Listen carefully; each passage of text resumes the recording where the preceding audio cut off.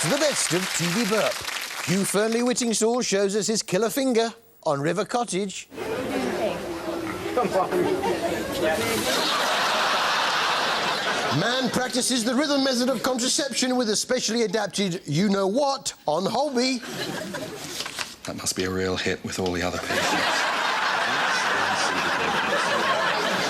And two talking Shire horses on Countrywise. A cart horse wanted at least 2 hours to eat his breakfast and digest it before he turned out to work. And don't forget, the majority of them would have been on a 1 year shift. Now, ploughing itself, people always say, isn't very hard work, pushing the plough.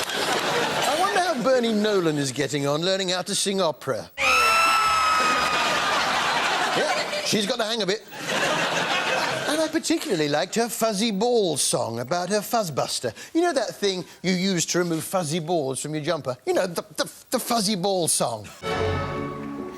Nous venions devant le trou, trois garçons, trois filles.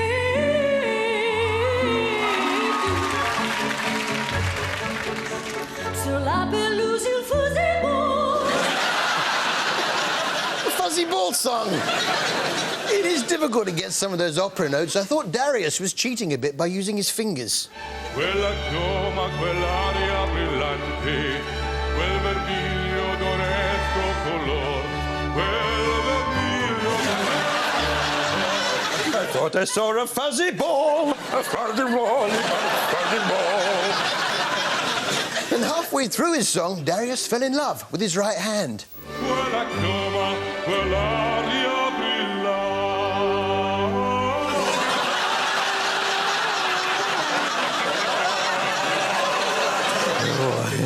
See you later. Casualty now. And what we all love about Casualty is the setups. You're watching the scene thinking, how on earth could that end up with him in Casualty?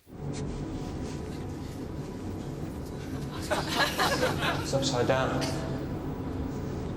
So will Abby when she reads it.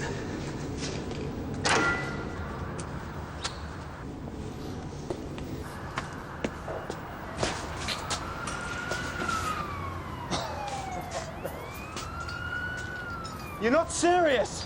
It's OK, I've done a bungee jump before, right? A bungee jump off the top of a building wearing a T-shirt that says "Marry Me" upside down, come up level with girlfriend's office, she sees the T-shirt, says yes. What could possibly go wrong?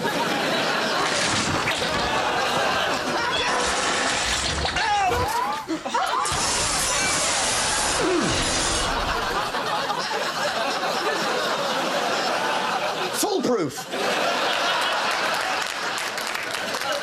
If that hadn't worked, his other idea was to set fire to himself, then, when she smelled the smoke, write "Will you marry me" in the air with a sparkler. I must say it was nice to see God pop up on telly last year. Put away into the... Of course it wasn't God. It was Meetings with Remarkable Trees on BBC 4. And this episode featured a particularly interesting hedge. I've been driving this road since 1971. I've probably driven past this hedge 16 or 17,000 times. You want to get sat-nav, mate? Do you ever get that feeling that a show might not live up to the preview for it? We were just giving Malcolm here a lift. Malcolm? Hello, love. Malcolm's my husband. He's dead. Jeff! Oh, where are you? Mushrooms. I'm home. It's not that easy. I'm married again. What's up? You ate any? Not as yet. Because normally, Heartbeat moves at a slightly slower pace, doesn't it? Oh, that reminds me. We must just tell you a bit about what we've got on this show next week. Next week on TV Burp. Take a look at this clip from Emmerdale. EastEnders now. Isn't it weird how people end up looking like their pencil sharpeners, though, eh?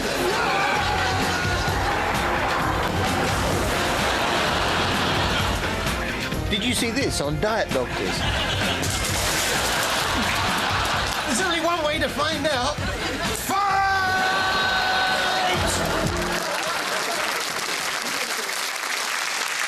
Now, How do you sum up the difference between Britain's two main soaps, Coronation Street and EastEnders? Well, we can clearly demonstrate it in the way they treat the same subject. First, Corrie. Chives. Well, you can't grow much on a boat, but you can have herbs.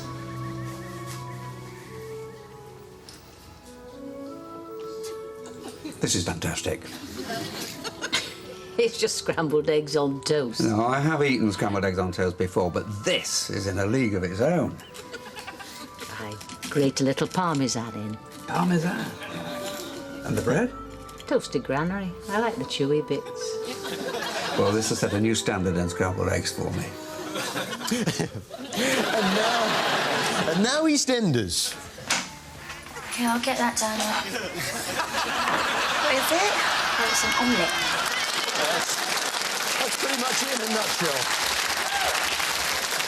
Elsewhere, the Beals and the Masouds had been involved in a food fight. Yeah, and isn't it annoying when you're meant to throw some food at one person, mistake someone else for them, but it's too late to stop yourself and you throw the food at the wrong person? You can cook your food when we're finished our prep and not before. And if that woman comes in here, I won't be responsible for my own actions. Will you please You! let me in? Jane? Peter, I'm really sorry. I thought it was her. Yeah, easy mistake to make. They do look pretty similar, the young boy, Peter Beale, and the middle-aged Asian lady, Zainab Masood. In fact, I'm waiting for Paris Hilton to come through that door any minute so I can throw this custard pie at her. Oh, looks like it might be her now.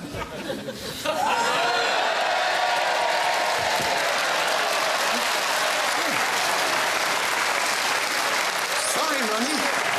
I thought you were Paris Hilton. I understand, Harry. Happens all the time. Sorry, Ronnie. Young Tamwa Masood revealed a hitherto hidden dream. So I've made a decision. I don't want to be a doctor anymore. I want to be a comedian. What a stupid idea. It'll never work. Yes.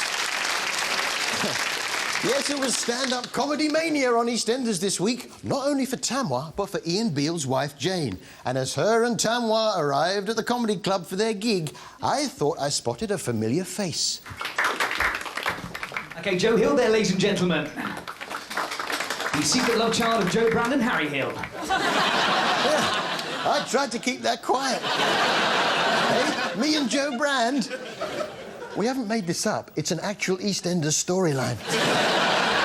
Daddy? Joe? Was I funny, Daddy? Ladies and gentlemen, please welcome my daughter, Jo Hill.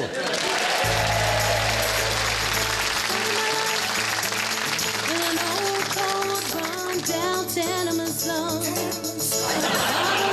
Never even married mom. I shed the guilt my mama knew. So afraid that others knew I had no name. Love child, never meant to be. Love child, gone by society. Love child, always second best. Love child, different from the rest. Love child. That's my girl.